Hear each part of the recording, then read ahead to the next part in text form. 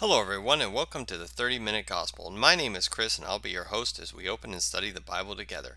I'll be reading from the King James Version, but feel free to use whichever translation that best suits you. I would simply recommend choosing a version that does not remove verses from God's holy word. Each video will be a biblical teaching of 30 minutes or less. My material is completely free, so you can share these videos with family members, coworkers, friends, or anyone who needs to hear the Word of God or wants to study in a casual setting. The gospel is free to all, so I will not accept donations, gifts, or ask viewers for money. Please give to your local church or a Christian organization of your choosing.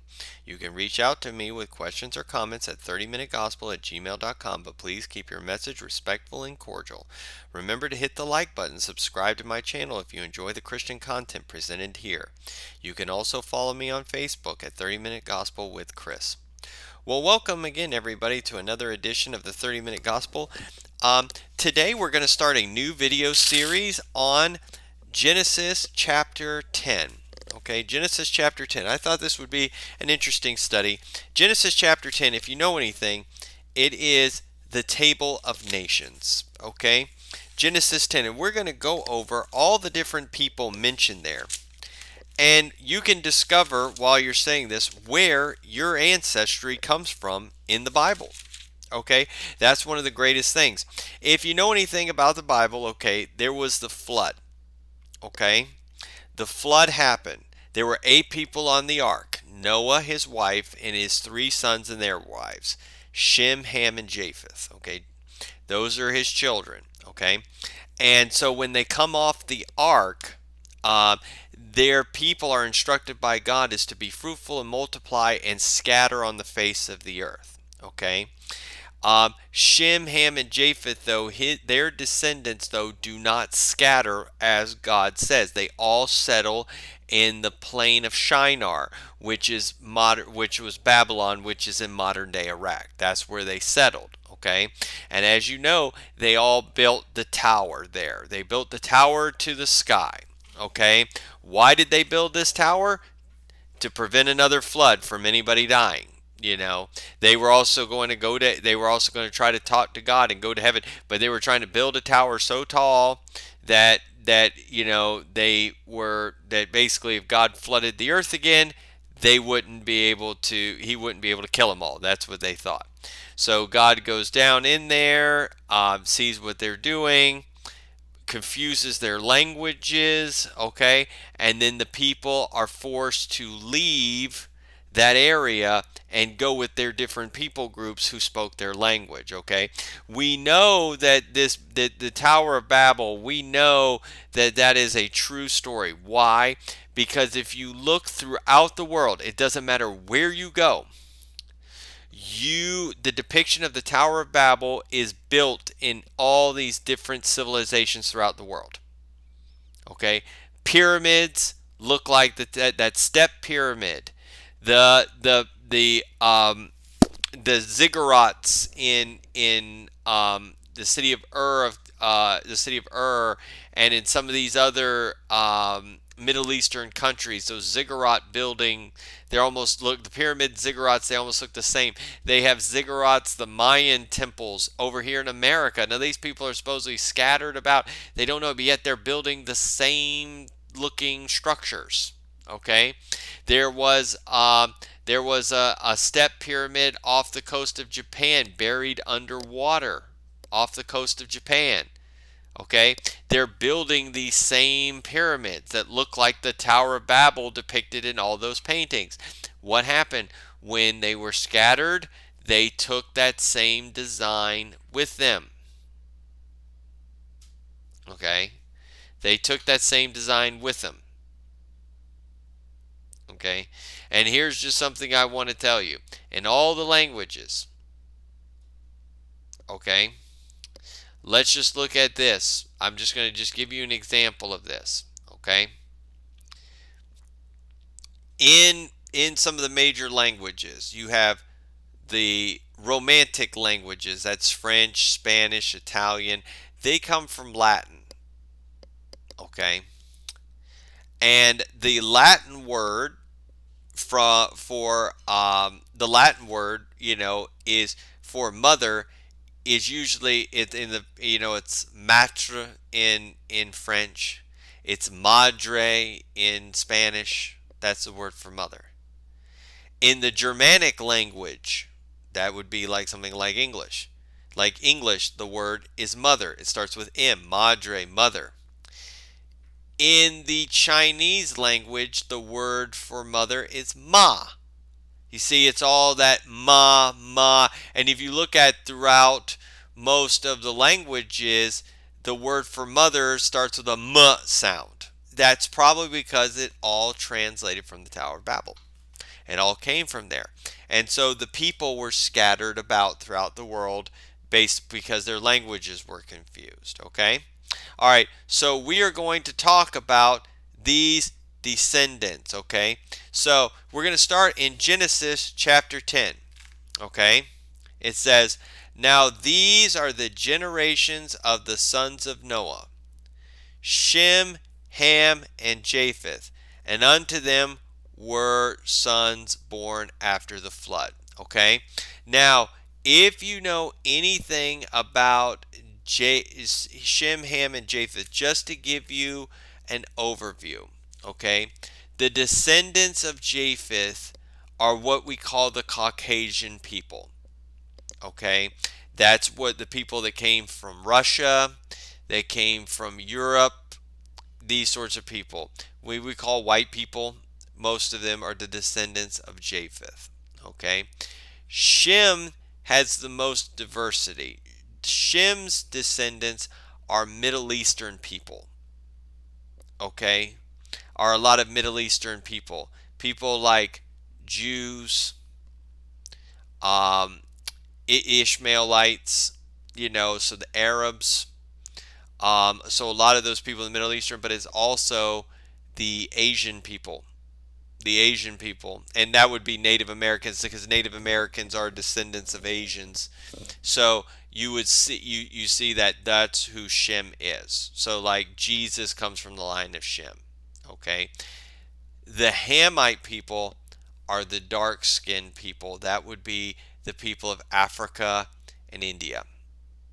Okay, so they would be the darker skinned people. They come from the descendants of Ham. Okay, so that's the overview.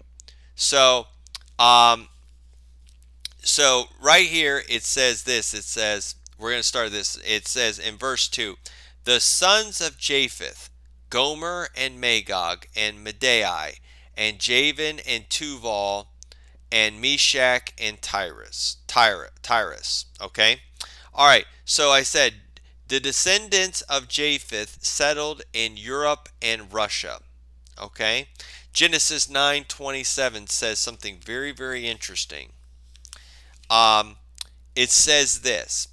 It says in verse 9, Genesis 9:27 says, God shall enlarge Japheth, and he shall dwell in the tents of Shem, and Canaan shall be his servant. Okay?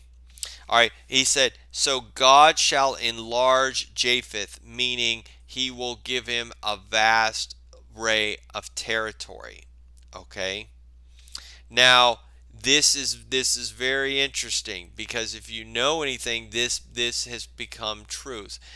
The descendants of Japheth, that would be Europeans, whites owned the most land throughout the world. Um, if you when Europe was running things and conquering things, I mean, like I say, if you look at Russia, Russia is basically it was put together by whites. It's a lot of land. If you look at what England controlled, they used to say during the Empire of England that the sun never set. They owned Canada. They owned Australia. They were in India. They were part of China. They were in Egypt and in parts of Africa. The French owned, they owned Vietnam, for example, and they owned territory in Africa as well. Spain, a lot of their descendants. Now, of course, some of Spain's descendants are a mixture of Arabs, because the Arabs kind of controlled that, but the Spanish controlled, Central and South America. So you can see this, the UK also owned the United States, and then the United States, which is a predominantly white country, owned places like Cuba and the Philippines and Puerto Rico and stuff. So you can see our influence. Denmark owns Greenland, very large territory.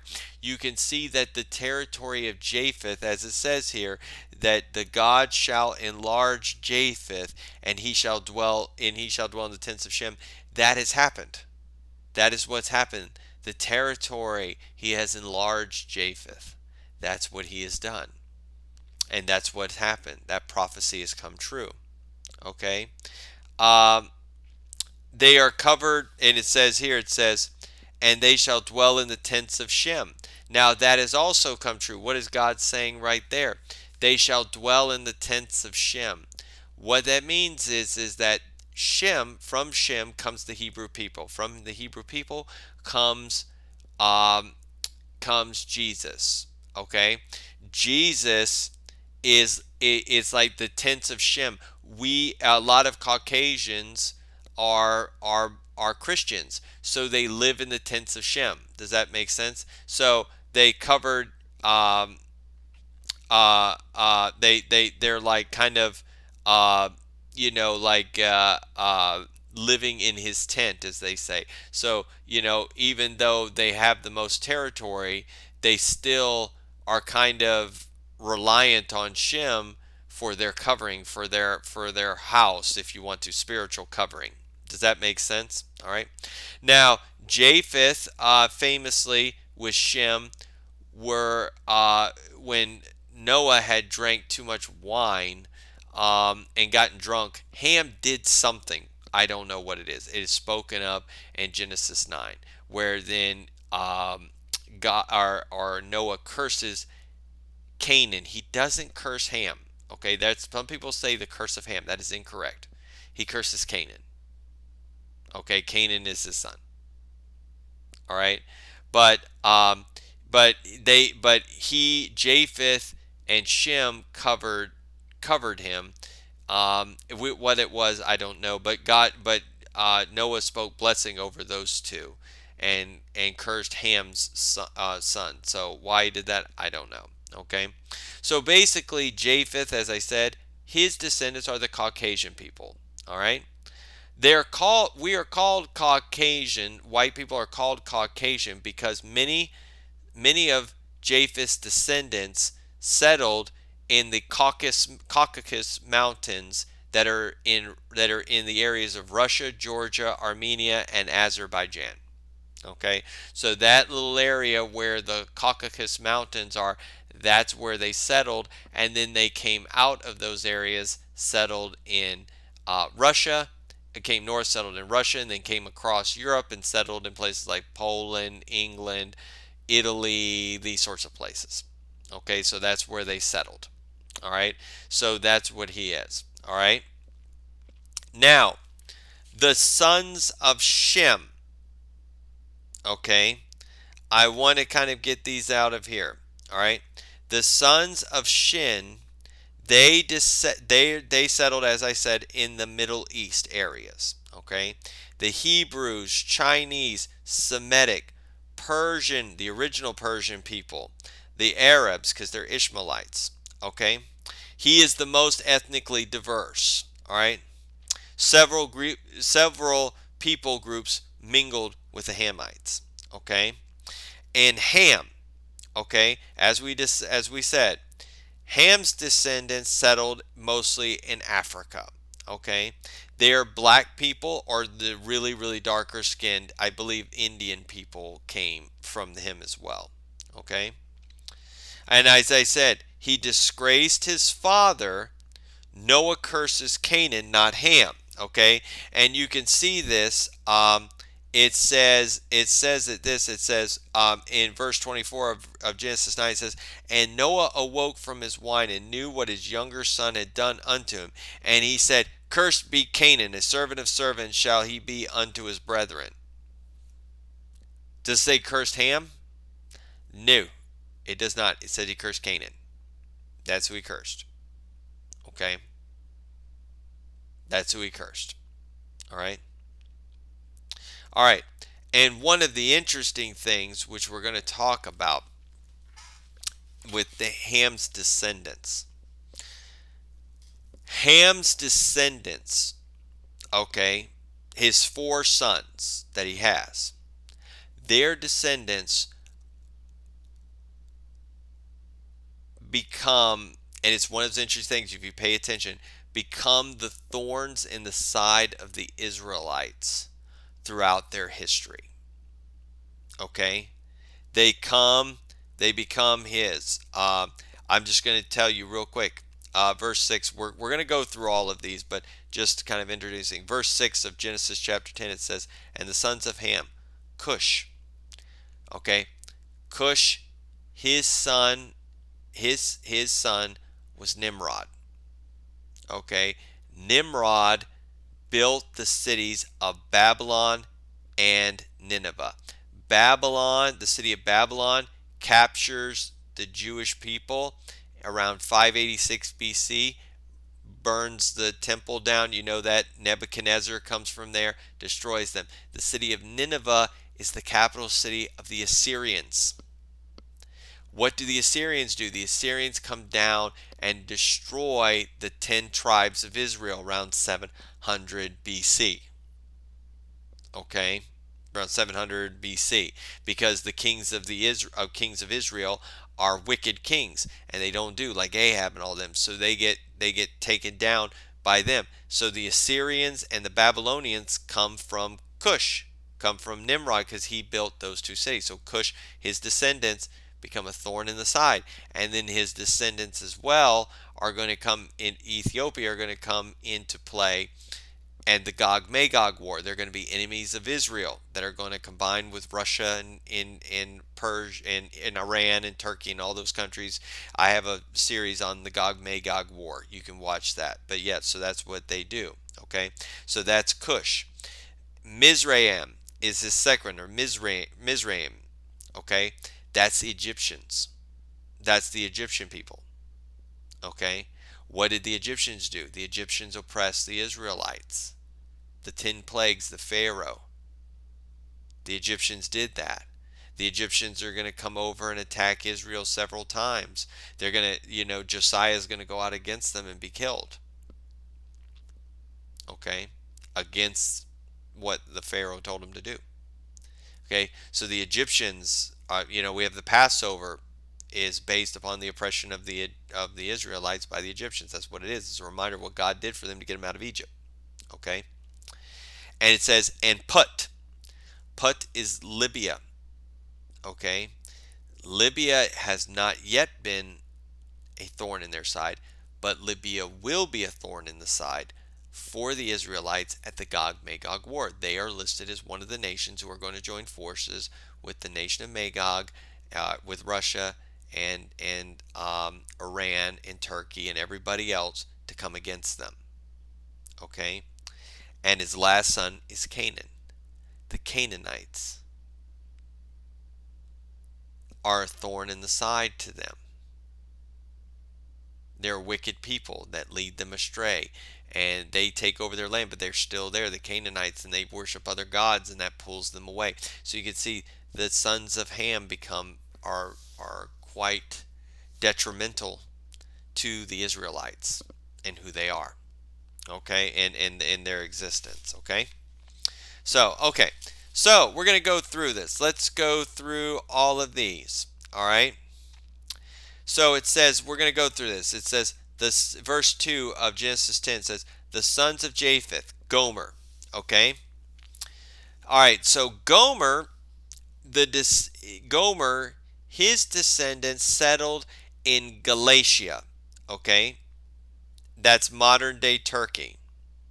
Okay, all right, and so what happens was these Galatia people moved out of that area, okay, and went to an area and were known to the Roman people, okay, as the Gauls. The Gauls were a Celtic people who settled in France and Germany, okay, in France and Germany. Gomer is the Germanic people, or what's modern day Germany. So those Celtic people who came out of Turkey and then later settled in France and Germany. That's who they are. Okay, so that's who Gomer is. Gomer is mentioned in Ezekiel 38 as well as one of the nations who is going to come with Russia, okay, down to the Gog Magog War. All right. So Gomer's descendants started out in Turkey, migrated out to the area. They were the Gaul people who migrated out of that area, and when the Roman Empire was controlling the Mediterranean, they settled in France and in Germany, because that's what the Romans called France. They called it Gaul, Gaul. That's what they called it. Okay, because those were the Gaul people. That's Gomer, and their people ended up taking those areas, France and Germany, away from the Roman Empire, and creating that country. Okay, all right. So Japheth, Gomer, and then the next one, Magog. The Magog, their descendants are the Scythians, Scythins. Okay, they were a group of people who migrated from Iran to modern day Ukraine and Russia.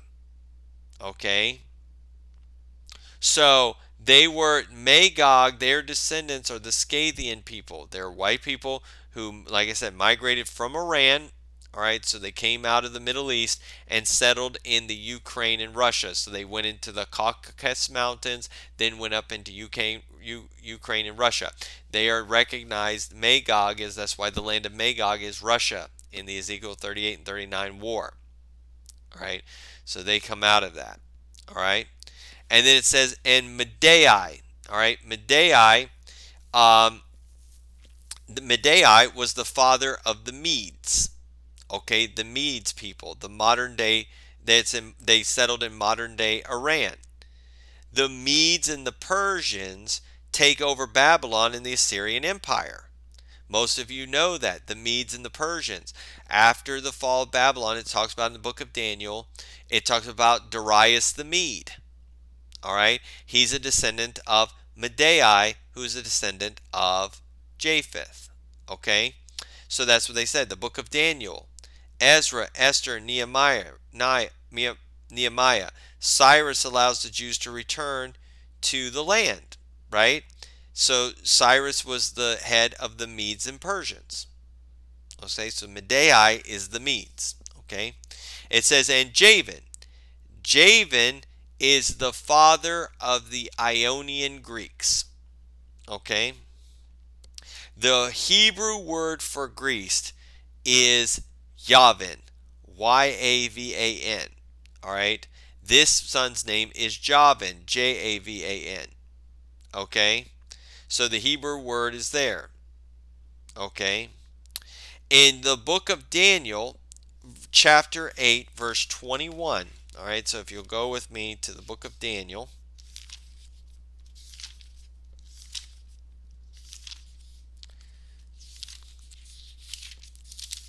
the book of Daniel,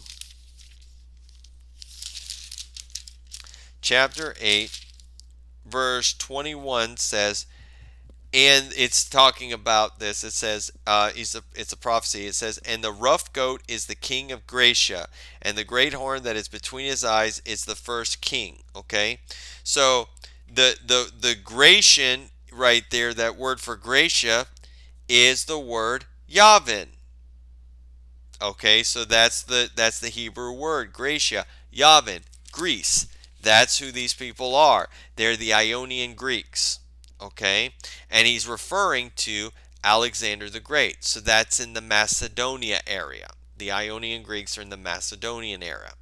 Okay, so that's who Javan is. All right, and it says, um, and it says, and Tubal. There it is, Tubal. All right, Tubal. The descendants, his descendants settled in the Caucasus region. There was a kingdom in the Caucasus region known as the Kingdom of Tabal, Tabl. Most have associated this Kingdom of Tabal in the Caucasus region as the descendants of Tubal. Okay, they also, a lot of his descendants settled in the area near Tobolsk in Siberia. Okay, um, and Tubal is mentioned in Ezekiel 38 and 39 again. So there's another one that's that Russia area.